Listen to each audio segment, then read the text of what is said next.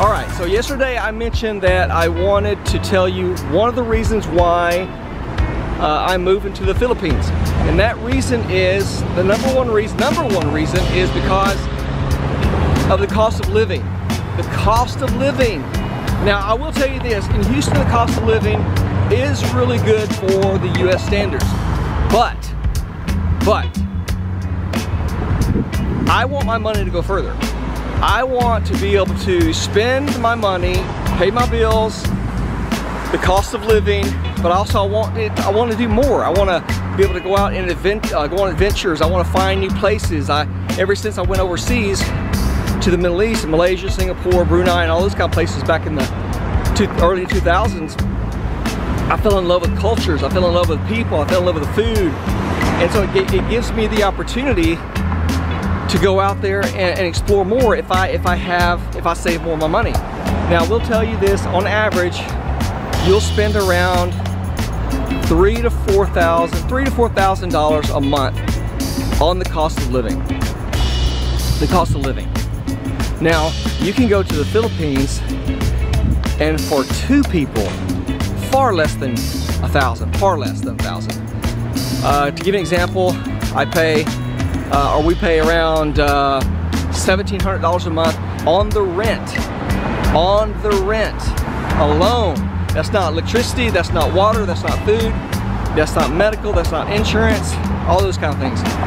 That is just for the rent. In the Philippines, you can go over there and you can spend $100 for a one bedroom, which is all I need, or all we need. And you're right down the road from the beach. So the cost of living is the number one reason why we are moving to the Philippines. That's the number one reason. You can spend $1 on a large plate of food for two people, or you could spend $35 for a plate of food in the US on average. Let's go on. So that's the reason why we are moving to the Philippines. Now, tomorrow I'll share with you another reason why we're moving to the Philippines. But I want to tell you something today. Today is a very, very special day for me. Today, back in 1970, August the 2nd, something amazing happened. Something happened that where somewhere in the universe, the elements were put together and all the ingredients were put together, and these little ingredients about brains, sexiness, eyeballs. I know you're thinking, what's going on? What happened? Well, that's whenever I was born. Now, before I was born, the Creator dropped a couple of the ingredients, but He still put me together. Now, I won't tell you what those ingredients are, but there are definitely a few ingredients I've been told that I'm missing. But anyway, I was able to survive, and here I am. So I was born in 1970,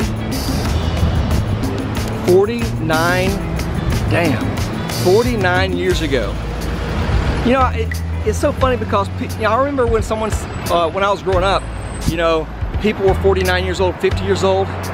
Damn, I used to think that those guys were old. Were they just seemed old back then. Hell, 25 just seemed old whenever I was 5. But anyway, 49 years old, and I don't feel 49 years old. I mean, I feel like I'm 25 still. I still feel like I'm 25. I have the brain capacity of a 7-year-old, but I feel like I'm 25 years old. But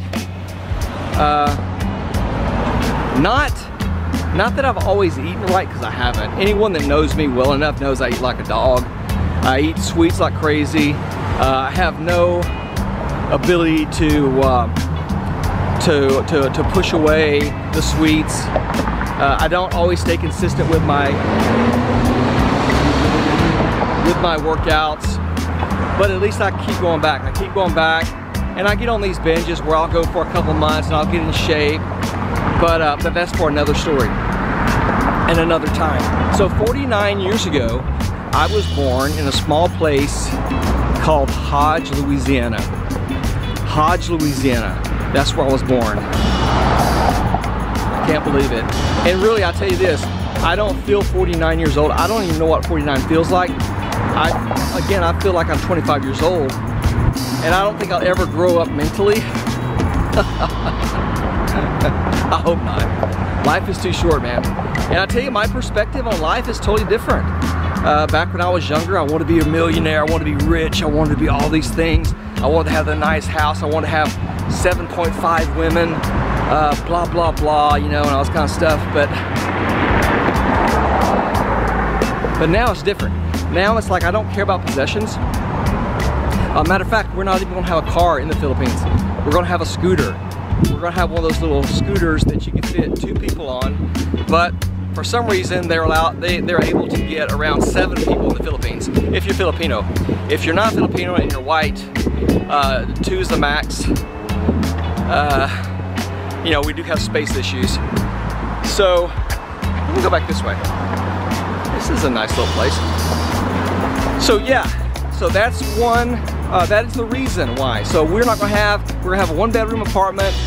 We're gonna travel around because we're able to travel around. We're able to go out there and we're able to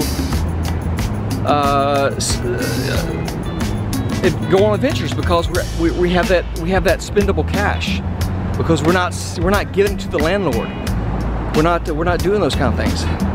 And I can't imagine going anymore. I can't imagine this anymore. I can't imagine opening my front door and seeing the same thing over and over again. I can't imagine that. I can't imagine seeing the same front yard, seeing the same backyard. I believe that I was born a gypsy. I believe I was born a gypsy because I just can't stay in one place long enough. Now, I've stayed in places like 10 years and it's driven me nuts. Yeah, we won't go there. But I don't like the same thing over and over again. I don't like the same thing over.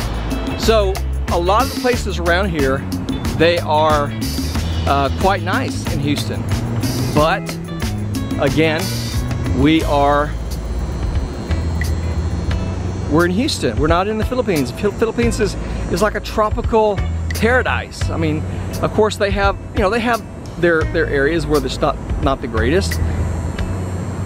Just like here in the U.S., there are places. Excuse me, that was birthday cake, by the way. There are places in the U.S. to where you wouldn't walk down past 12 or past 8 p.m. But once you start exploring, once you get out of that bubble of the U.S., you have a tendency of your eyes like opening wide, and just exploring and understanding that there's more to life than just the little area that you're from. Okay, this one here is around $1,800 a month, if I'm not mistaken. Maybe a little bit more. Maybe a little bit more. And that's a 1-bedroom. And so yeah. And there's some right down the road that's around $5,000 a month. And the bedrooms are, I think, is a little bit bigger, but it's still a 1-bedroom. I'm not paying no $5,000. No damn way am I gonna pay $5,000. Oh, you can pay $5,000, but you're not gonna eat. You're not gonna go anywhere. You're definitely not going out. You're definitely not going out to eat, and you're not going to the gentleman's club.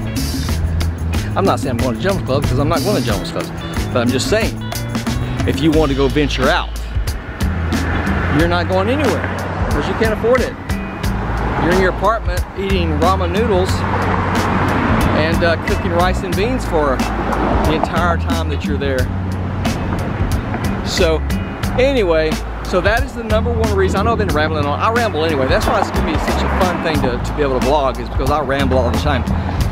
But that is the #1 reason why we are moving to the Philippines. The #1 reason.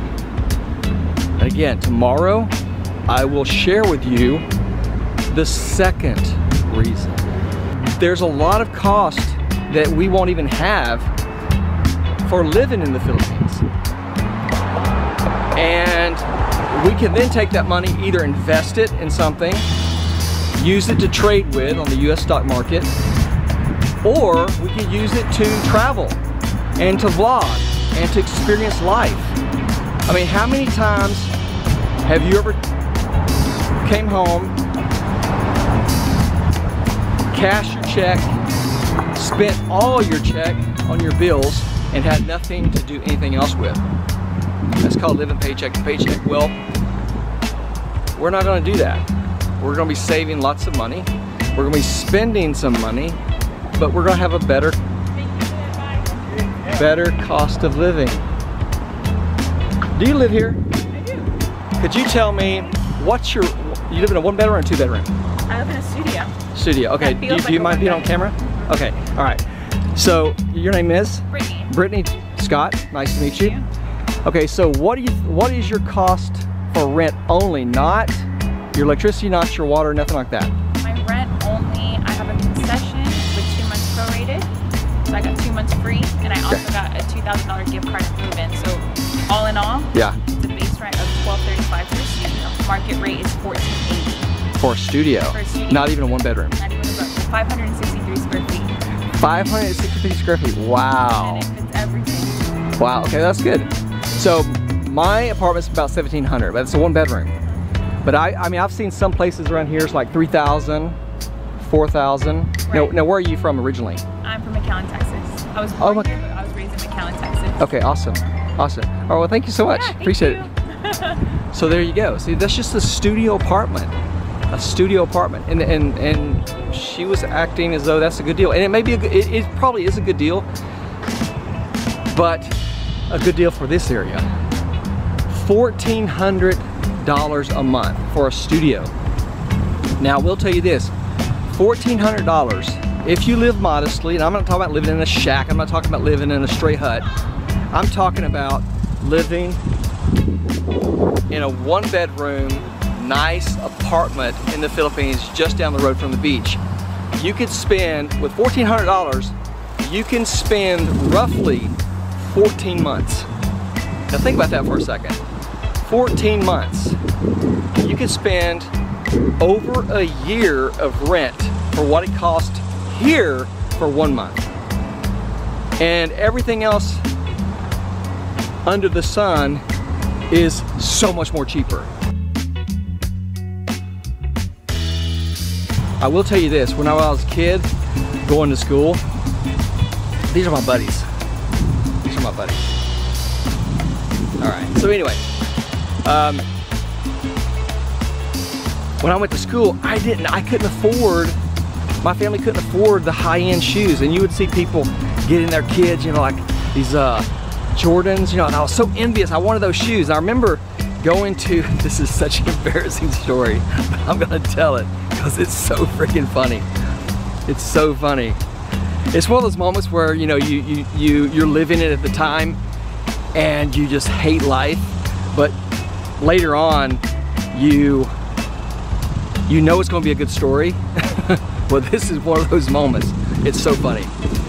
All right, so anyway, I remember my mom taking me to get shoes, and we always shopped at Walmart. And those shoes sucked because they were the hard plastic or whatever.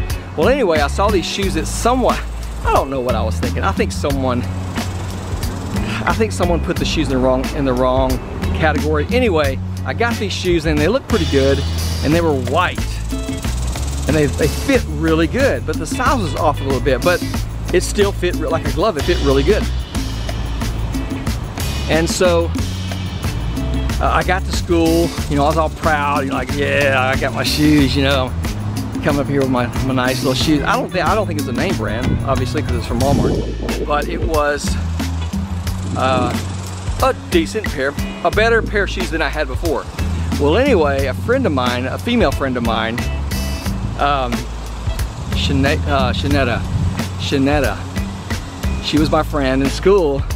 And I remember I was right next to the music room, that we had, or the auditorium, or whatever you call it. And she said, are those, and I looked at her, and she said, are those girl shoes? And I said, no, they're not girl shoes, these are boy shoes. Even though I've never seen them in a boy's shoe, I've never seen the brand, all I knew was that they were a nice looking shoe, they were comfortable, and the size was off. But they were girl shoes. They were girl shoes. And I wore those. I don't think anyone else noticed. If they did, they didn't say anything to me. But they were girl shoes. And to this day, I can honestly tell you, I have no idea. I have no idea if I wore the shoes out. I didn't throw them away. But I don't remember wearing the shoes out. I don't remember throwing them away. I don't remember anything. I just remember that day, she had said that those, I have no idea where I'm going. This is pretty nice, actually. Yeah, this is pretty nice. But they were girl shoes. Oh my God, I was wearing girl shoes. It's almost like having that reoccurring dream to where you are walking in line. You're in the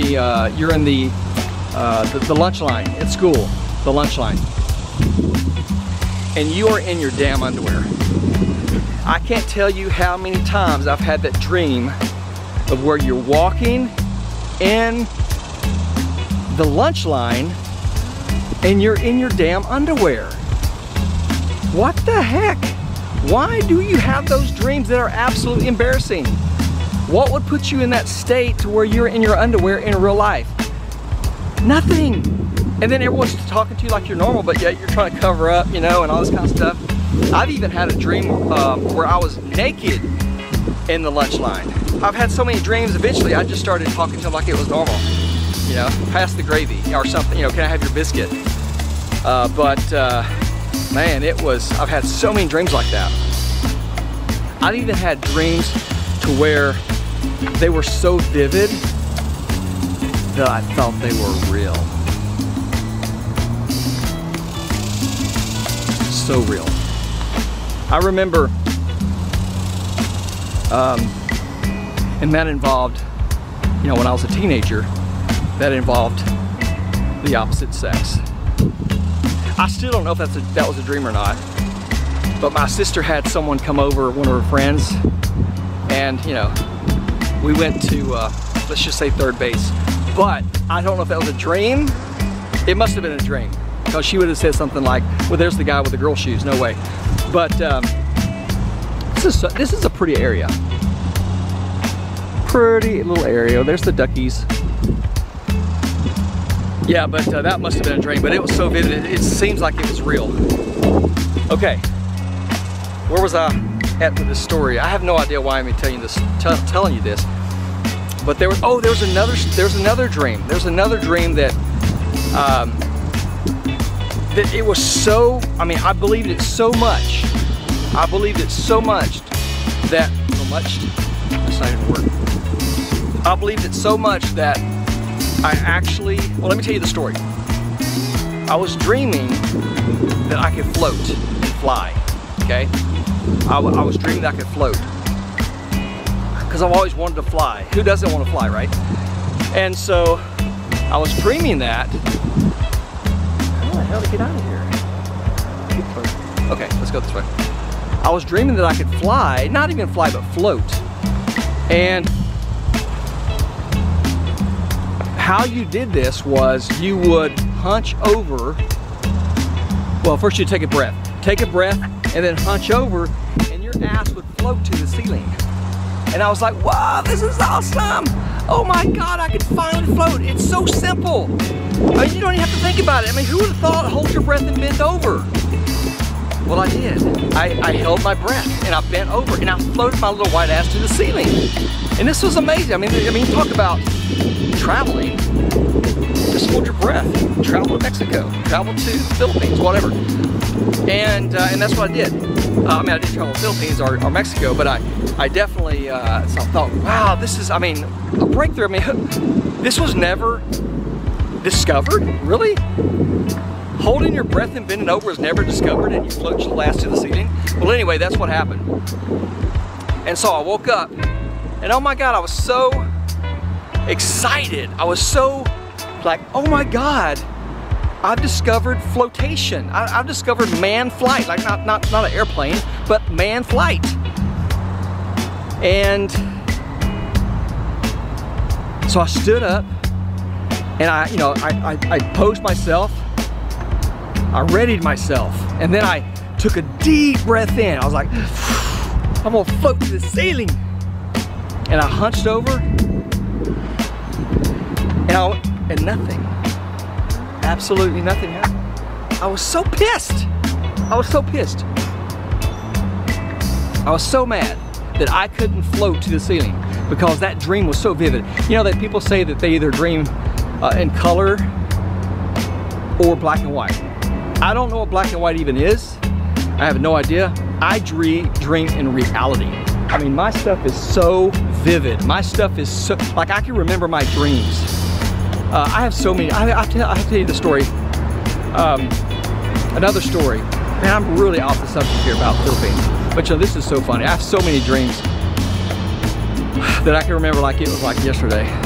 Well, anyway, as my friends know me, as my friends know me, I did terrible in school. I mean, I was an absolute retard. I did terrible. My grades were like, they passed me because they were tired of seeing my face. That's what it was. I mean, I didn't pass because of my grades were good. Hell, I couldn't read until I was like 19 years old. I was just a dingbat, you know? Not quite true, but pretty close. But things just didn't come to me fast, you know? They came to me slow. And I just couldn't comprehend. Now, once I got it, I got it. And of course, when I got out of school, I was able to move normal, like a normal human being, and function somewhat. So anyway, and I was definitely shy too. People thought that I was outgoing. That was a lie. I was not outgoing. I was super, super shy. It was pathetic. Partially retarded, and then also a social tard. But anyway, so I made bad grades in school, right? And so in my dream, in reality I made bad grades. But when I came home, I remember I always dreaded, I was always dreading, you know, showing my mama the report card because it was like F's. I think I had more F's one year. I think I made a D or something like that. One of the years. It was terrible. But everything else was F's. But the funny thing is, when I brought in my dream, when I brought the report card home, she was already reviewing my brother's report card. And my brother, you know, I remember her saying, F, F, F, F, F, you made an F, you made an F. And I remember her picking up this board, and again, this is a dream, picking up this board, and she just hauled off and knocked the ever-loving dookie out of him. And I remember it hitting him in the head and him flying across the room, hitting the wall, sticking for a short second, and then sliding down. And I remember thinking to myself, damn, if he's got that for that many F's, I'm dead. There's no recovering from the amount of force that she's going to put on my head with that 2x4. This is a 2x4, that's what it was. Ooh, this is dangerous. It's super dangerous to cross a street whenever you have a strip club across. There's some crazy people, I'm telling you.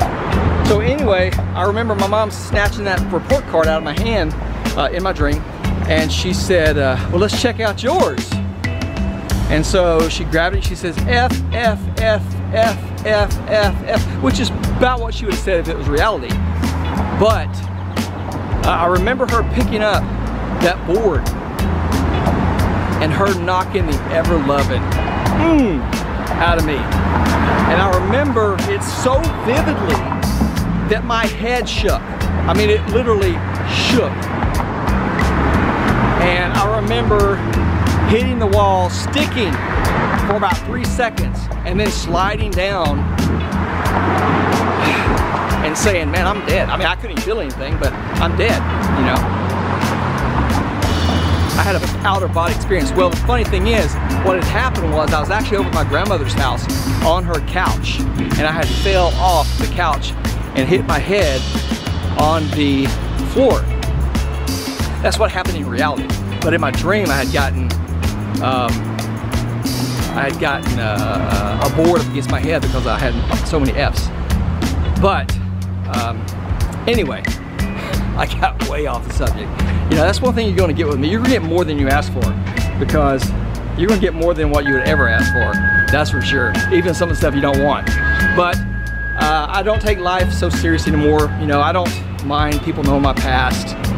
You know, about the girl's shoes, the bad grades I made. I mean, I made some good decisions in life, and I made some bad decisions in life. I'm definitely not shy like I used to be. I mean, if you want to see if you're shy or not, put a camera in front of your face and walk around and let people look at you, and you'll see if you're shy or not. So I'm definitely not shy. I'm very outgoing, and life has kind of taught me that. You know, don't sweat the small stuff, and I don't sweat the small stuff anymore. But I'm living life, and one of those reasons is why we've decided to move to the Philippines, because I mean, you could sit there and say, well, you know, you're chancing a lot, you know, you're selling all your items, but I think it's more of a risk to stay somewhere where you're not happy, to not challenge life, to not try to get more out of life, not experiencing different things, different cultures, different people. And that's what I'm doing. I don't think I'm risking anything. I think I'm risking more by staying. I mean, why pay a lot of money to where you have nothing left over, whenever you can go to another country, meet some incredible people, try some amazing food, travel to amazing destinations, and have tons of money saved and tons of money invested. To me, that's not risking. Risking to me is staying in one place to where you spend everything. So anyway, I'm back at the place. Today was my birthday. I ate plenty of cake, and Kate made me a steak, which is what I asked for. And tomorrow I will share with you another reason why we're moving to the Philippines. So until tomorrow. Hey, if you like the videos, please show your love by clicking on the thumbs up button, and remember to subscribe to the channel and click on the notification bell to get the latest videos.